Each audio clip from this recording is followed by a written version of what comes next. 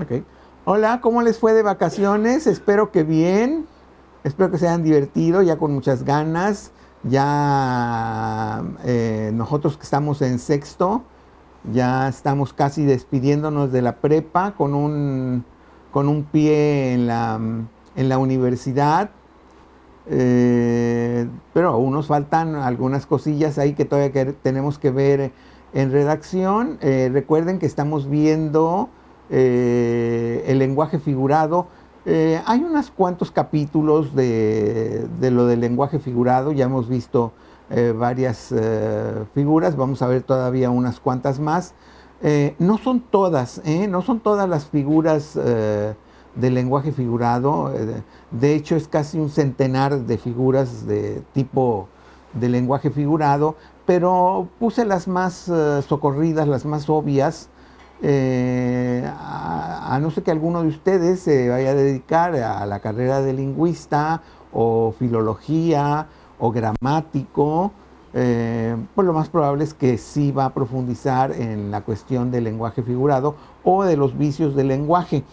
Por ahí también les mandé una tablita que me pareció fácil de entender porque además de que trae brevemente la definición de cada vicio o de cada lenguaje figurado, trae un ejemplo, con lo cual ya no nos deja duda de cómo utilizar o cómo no utilizar esas frases o esas oraciones. Nosotros la vez pasada les pedí que vieran, creo que perífrasis, si no me recuerdo mal. Por ahí todavía estoy esperando esa tarea, no la tengo. Eh, y hoy vamos a ver un capítulo que se llama eh, Elogio de la repetición.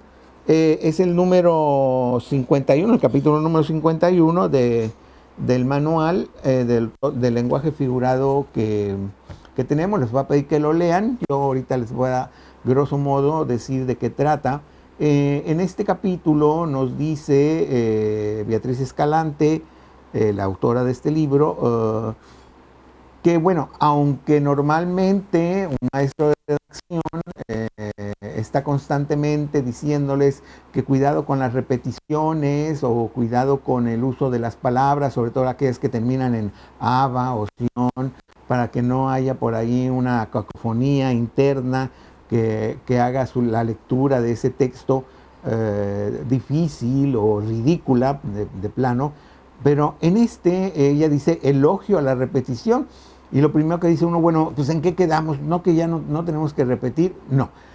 Sí, hay que tener cuidado con palabras como el para y el que y las que terminan en sion y aba, y no estar repitiendo constantemente el mismo verbo, porque de alguna manera esto es indicio de una pobreza de vocabulario.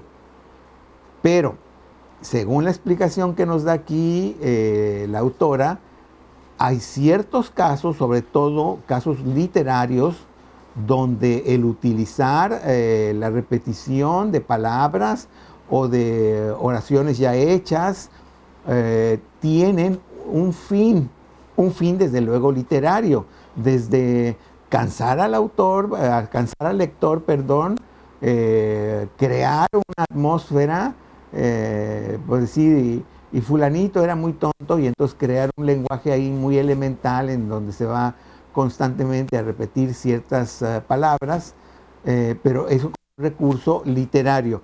Aquí viene muy bien explicado. Si se les hace muy largo el capítulo, divídanlo en dos y lo van a poder leer un poquito más, de una manera más accesible, porque no es exclusivamente este tipo de repetición el que les estoy diciendo de uso literario, sino también la repetición de ciertos verbos que son muy comunes o de ciertas formas o ciertos verbos donde podemos hacer elipsis. La próxima vamos a ver lo que es el elipsis, que ya lo hemos visto. Es cuando sustituimos una palabra por una coma o alguna de esas cosas para que nuestra prosa fluya de una manera mucho más profesional. Entonces les voy a pedir que lean el elogio de la repetición. En este caso no quiero que me hagan ningún trabajo, nada más por favor léanlo cuidadosamente, lean el epígrafe. El epígrafe es todo esto, es sobre una obra de Gabriel García Márquez y sobre ella empieza la autora a aplicar el elogio a la repetición. ¿Por qué? Porque aquí el autor usa ciertos verbos con mucha frecuencia, inclusive están en negritas, es decir, en un negro más oscuro, para que lo puedan identificar y ver cómo está usando y repitiendo ese verbo. Pero ese verbo estará siendo repetido con un fin literario. Aquí mismo nos explican cuál es ese fin. Entonces, por favor, lean, son como 4 o 5 hojas, es posiblemente uno de los capítulos más extensos, pero creo que vale la pena leerlo para si alguna vez ya ustedes en la universidad o en la vida profesional van a encontrar estas repeticiones. Lo primero que van a decir, ay, pues el maestro de redacción nos decía que no. Sí, no, y sigo diciéndoles que no. Ojo con el para, ojo con el que, ojo con el sion, ojo con el aba, aba. Todo eso, ojo con eso para que nuestra prosa resulte hermosa.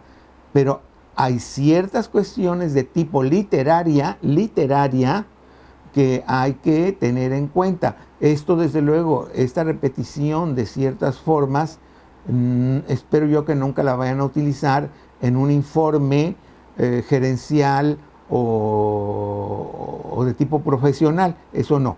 Pero en el sentido de obra literaria, sí. Bueno, eso es en cuanto al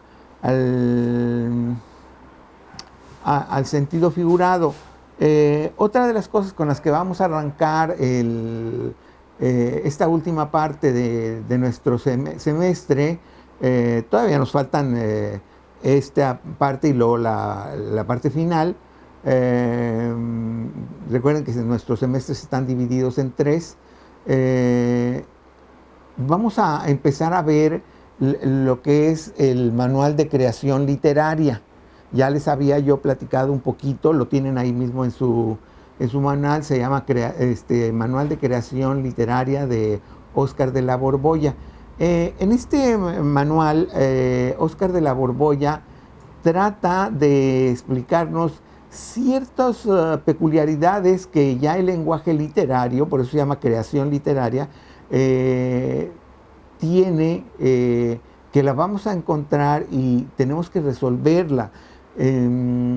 Vamos a ir viendo capítulo por capítulo, creo que son unos 10 o 12 capítulos, donde él nos sugiere qué hacer o qué no hacer cuando nosotros estamos escribiendo. Les voy a pedir que lean el prólogo, por favor, del manual.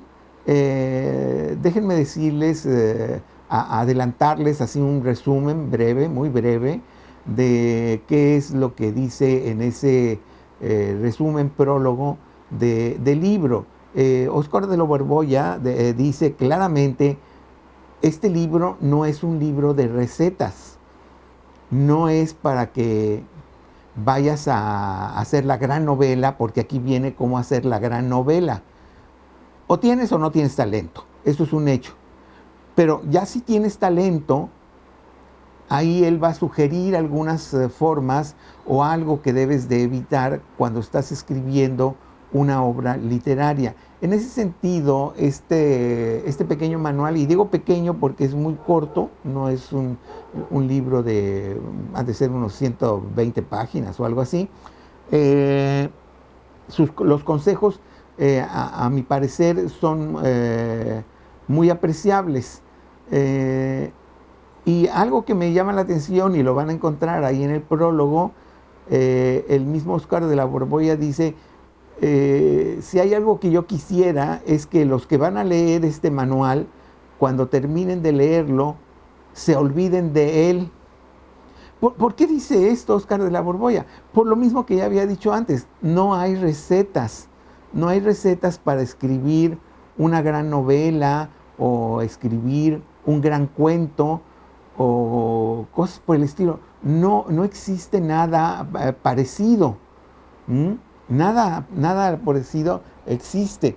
Existen este tipo de consejos y desde luego lo que hacemos en ortografía, los maestros de ortografía, en el uso de la puntuación, en el uso del lenguaje figurado, que es lo que estamos viendo, en los vicios del mismo lenguaje, las conjugaciones, la coherencia de nuestros textos, que luego en esto de la coherencia, luego ahí tenemos ciertas fallas, ¿eh? No somos coherentes con lo que estamos escribiendo.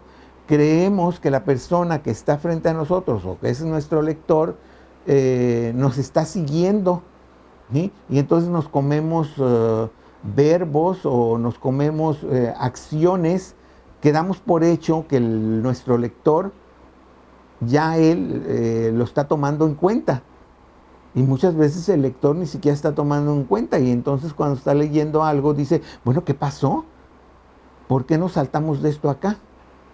Y nosotros que escribimos ese texto, damos por hecho de que ese lector va a entender que así fue como se escribió ese texto. No es así. Hay que ayudar a nuestro lector para que vaya con toda su lectura, valga esta redundancia, de la mejor manera y resulte ese un texto agradable. Entonces vamos a empezar con esto en el manual y en el lenguaje figurado nos vamos a ir en el elogio de la repetición y nos vemos en la próxima.